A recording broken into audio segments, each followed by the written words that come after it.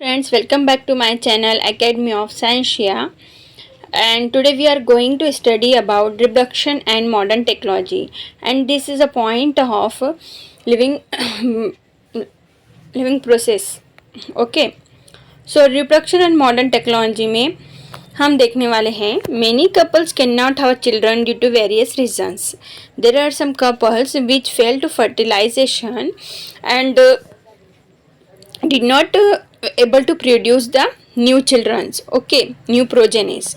So in case of women, irregularity in menstrual cycle, difficulty in oocyte reproduction, obstacles in the oviduct, difficulties in implantation in uterus and many other reasons are responsible for this. कि इसके अंदर क्या होता है कि जो है कि नहीं कपल्स होते हैं उसमें मेल में भी कुछ प्रॉब्लम हो सकते हैं और फीमेल में भी प्रॉब्लम हो सकते हैं. ऐसा नहीं है कि सिर्फ फीमेल रिस्पॉन्सिबल रहेंगी रिप्रोडक्शन नहीं होने की या फिर सिर्फ मेल, दोनों में से कोई भी प्रॉब्लमेटिक हो सकता है.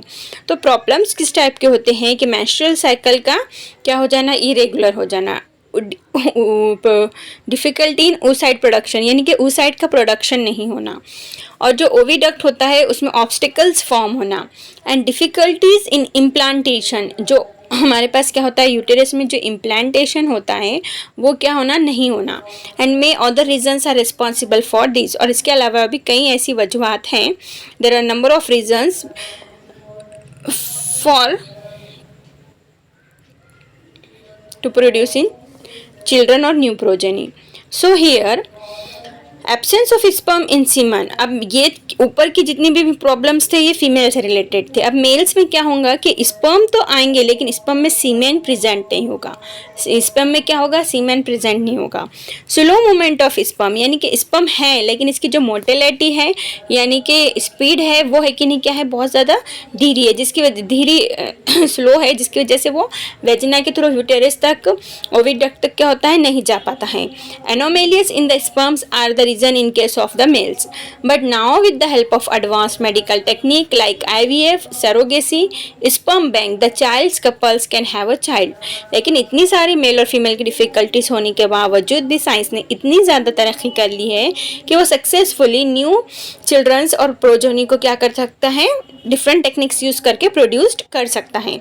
बट इस and this techniques names are IVF, sperm bank and surrogacy. तो फर्स्ट वन इसमें हम देखेंगे in vitro fertilization. Okay, so in vitro fertilization, that means IAF, that means IVF technique. In this technique fertilization is brought about in the test tube. ये जो fertilization होता है वो कहाँ पे कराया जाता है, टेस्ट ट्यूब में. कहाँ पे, टेस्ट ट्यूब में. and the embryo formed is implanted in uterus of woman at appropriate time. और क्या हो जाता है, एम्ब्रॉय को यूटेरस में अप्रोप्रिएट टाइम में, सुटेबल टाइम में क्या किया जाता है, इम्प्लांट किया जाता है. IVF technique is used for having the child in case of the childless couples who have problems like a less sperm count and obstacles in oviduct. तो ये IVF किस टाइप के पेशेंट के लिए यूज होगा कि अगर फीमेल में क्या होता है, ओविडक्ट में ऑब्स्टिकल्स फॉर्म होते हैं या फिर मेल में स्पर्म का काउंट कम होता है. क्या होता है, स्पर्म का काउंट बहुत ज़्यादा कम होता है. तो इस in this case fertilization in test tube और IVF method will be used. Now second one method is the surrogacy.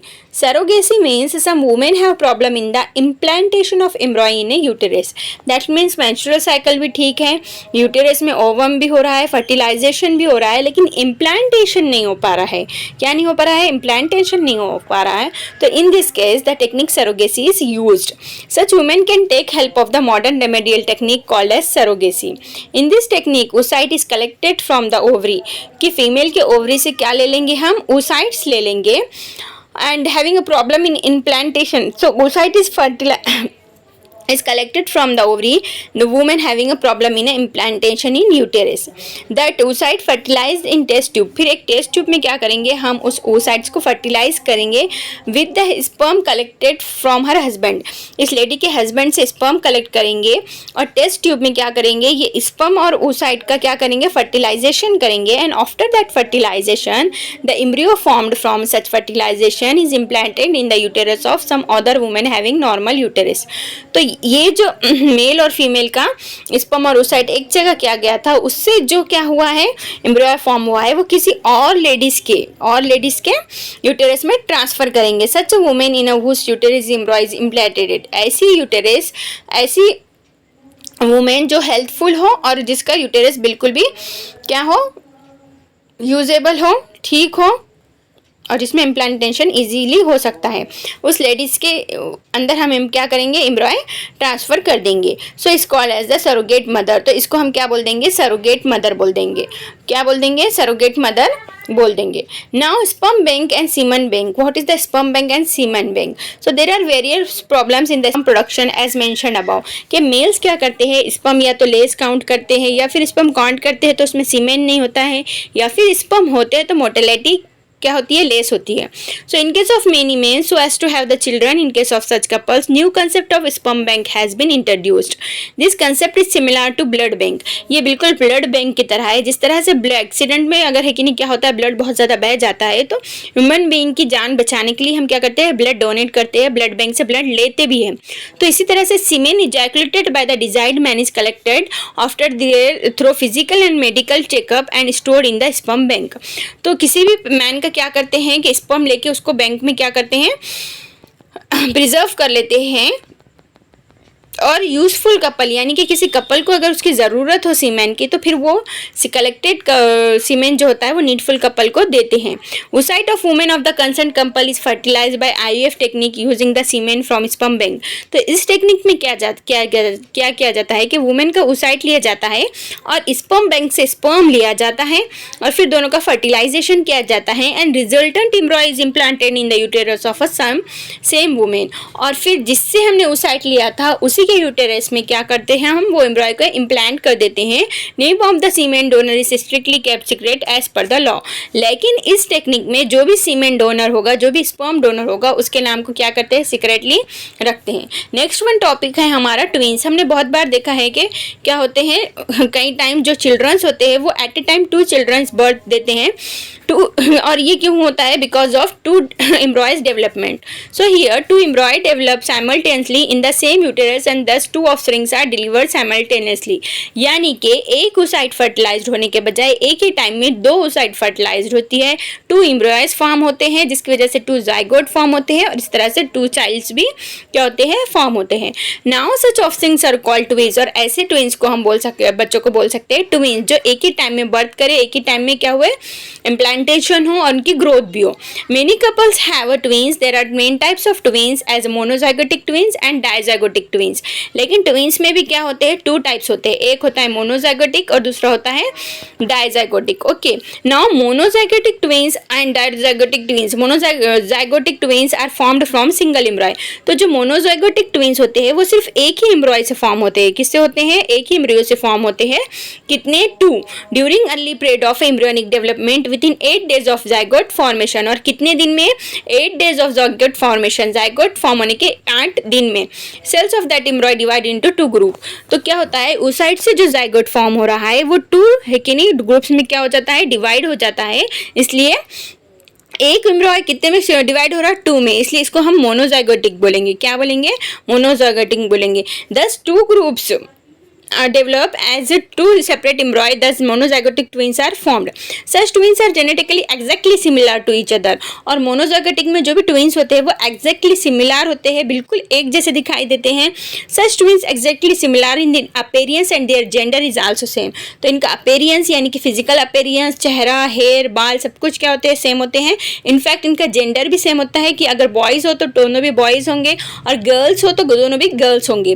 Both will be either boy और girl. In case of monozygotic twins, if the embryonic cells are divided into 2 groups 8 days after the zygote formation, there is a high possibility of formation of conjoined twins और siamese twins.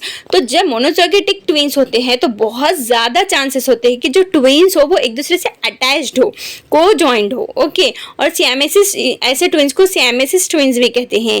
Such twins are born with some parts of the body joined to each other. तो इस twins में क्या होता है, siamese twins में और conjoint twins में, कि वो ट्विंस के बॉडी पार्ट्स क्या होते हैं, एक दूसरे से जॉइंट होते हैं। फॉर एग्जांपल कुछ ट्विंस के सर क्या होते हैं, ज्वाइन होते हैं, कुछ ट्विंस के हैंड, कुछ ट्विंस का क्या होता है, पैर ज्वाइंट्स होते हैं, तो किसी का पेट है कि नहीं क्या होता है, कॉमन होता है। तो ये ड्रॉबैक है। So some organs are common in such twins, जिसकी वजह से बहुत ज़्यादा डिफिकल्टी होती है। Now occasionally two oocytes are release from the ovary women and both oocyte are fertilized by two separate sperm, thus two zygotes are formed. देखो monozygote में क्या हो रहा था कि एक oocyte और एक स्पर्म का जाइगोट बन के वो जाइगोट से जो एम्ब्रॉय बन रहा है, जो वो एम्ब्रॉय टू ग्रुप्स में क्या हो रहा था, डिवाइड हो रहा था। लेकिन यहाँ पे डायग्जाइगोटिक में oocyte भी कितने होंगे, 2 होंगे, स्पर्म भी कितने होंगे, 2 होंगे, एम्ब्रॉय भी कितने फॉर्म होंगे, 2 फॉर्म होंगे, कितने होंगे, 2 फॉर्म्स होंगे। Okay, so now zygote both of this embryos, तो 2 embryos are formed from the 2 zygotes and both of these embryos are separately implanted in the uterus and thus dizygotic twins are delivered after complete development। तो implantation भी क्या होता है, separate होता है and 2 twins are delivered after the completion of the period। such twins are genetically different and may be same of different by gender। तो ये अपने जेंडर से भी डिफरेंट हो सकते हैं, that means 1 girl 1 boy 1 boy 1 girl. और इसके अलावा इनका वेरियस होता है और ये जो जेनेटिकली कैरेक्टर भी होते हैं उनके, वो क्या होंगे, एक दूसरे से डिफरेंस हो सकते हैं। उसके बाद नेक्स्ट वन हमारा जो पॉइंट है वो है रिप्रोडक्टिव हेल्थ, यानी कि प्रोडक्शन की हेल्थ कैसी है ह्यूमन बींग्स में। So person state of being physical mental social strongest is called health, यानी कि एक कंप्लीट हेल्थी पर्सन के लिए उसकी फिजिकल भी बेटर होना चाहिए, उसकी मेंटल हालत भी बेटर होना चाहिए एंड सोशल स्ट्रॉन्गनेस भी उसके अंदर होना चाहिए, मॉरल एक्टिविटीज भी होनी चाहिए। In our country this seems to be lack of awareness regarding reproductive health due to various reasons like social custom tradition and illiteracy shyness. ये हमारे कंट्री में क्या मसला है कि जो रिप्रोडक्शन की स्टडी होती है, सेक्सुअल जो स्टडी होती है, एजुकेशन होती है, वो अवेयरनेस नहीं दिया जाता है because of the social customs की हमारे समाज में से बहुत बुरा माना जाता है। ट्रेडिशंस ऐसे है, इलिटरेसी यानी कि पढ़ाई लिखाई नहीं है ज़्यादा, शाइनेस यानी कि बहुत सारे लोग बहुत ज़्यादा शर्मते हैं पढ़ाने के लिए भी और पढ़ने के लिए भी। So specially there seems to be indifference towards the reproductive health of a women.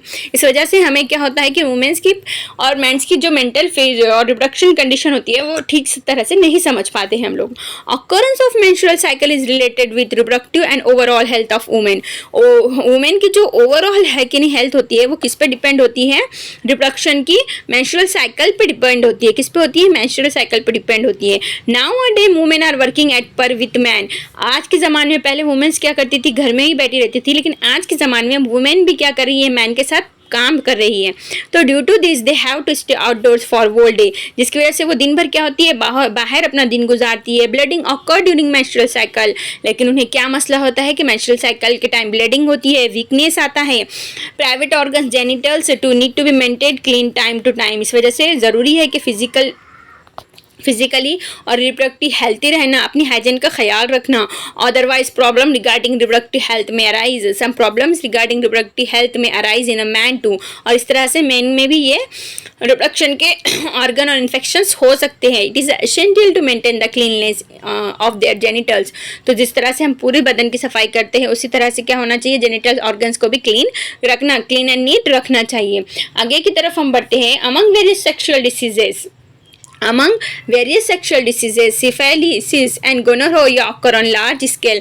Both of these diseases are caused by bacteria. यानी कि सिफेलिस और गोनोरिया ये क्या है, स्किन के डिसीजेस है जो जेनिटल पार्ट्स में होते हैं। और क्यों होते हैं, because of the bacteria. Occurrence of patches on various parts of body including genital, rash, fever, inflammation of joints, alopecia are the symptoms of syphilis। Syphilis होने के बीमारी होने के सिम्टम्स क्या है कि जेनिटल जो है उस पर रैश आ जाती है, फीवर आ जाता है, गर्म हो जाता है, इन्फ्लेमेंट हो जाता है, सूज जाता है, या फिर एलोपेशिया भी हो सकता है। तो painful and burning sensation during urination, जो यूरिनेशन के टाइम क्या होता है, बर्निंग सेंसेशन होता है, तकलीफ होती है। ऊजिंग ऑफ पस थ्रू पेनिस, पेनिस से पस भी आ जाता है और रेजिना से भी पस आ सकता है। So inflammation of urinary tract, anus, throat, eyes are symptoms of gonorrhoea. तो जिसकी वजह से क्या होता है, हमारा urinary tract, anus, throat, eyes, ये सब कुछ क्या होता है, इन्फ्लेंट हो जाता है, सूज जाता है। ये किस डिसीज के सिम्टम्स है, गोनोरिया के। तो इस तरह से हमने अपना है कि नहीं यहाँ पे चैप्टर क्या है कंप्लीट कर लिया है। आगे जो है सो वो एक्सरसाइज है। Please like share and subscribe to my channel. बने रहिए मेरे चैनल एकेडमी ऑफ साइंसिया के साथ। And thanks for watching. and we will meet in a next lecture. Okay, तब तक के लिए बाय बाय.